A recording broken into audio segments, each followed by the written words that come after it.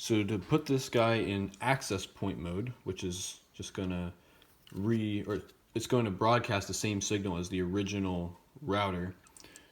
There's a little switch down here, and we can just switch it to access point.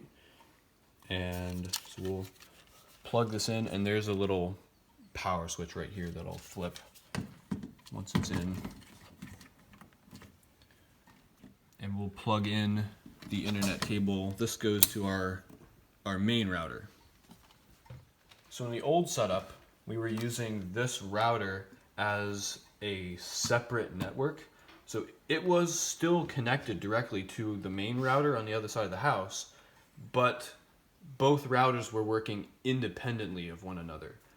This device is able to be configured so that it can work as a teammate of the router across the house, and together they're able to essentially make this same Wi-Fi network much wider. So what that means is, in the past, you had to connect to a separate Wi-Fi name and enter a different password to connect to this one, and then when you went to the other end of the house, then you had to connect to the main network. But now, one Wi-Fi name, one password, and as you move across the house, it stays connected. So now you're going to want to come over to your computer and connect to whatever the device is. The default for this one is wireless-N. So we'll connect to that, and we're waiting up here for this little notification to tell us that we're connected. Right now it's got a question mark, which means it's initializing. So now the question mark has gone away, which means we're fully connected, and we need to go to http ap.setup. That's just in the instructions for this particular device. And we'll enter the default password. And then we go down here to the bottom to wizard. And enter in the old network name,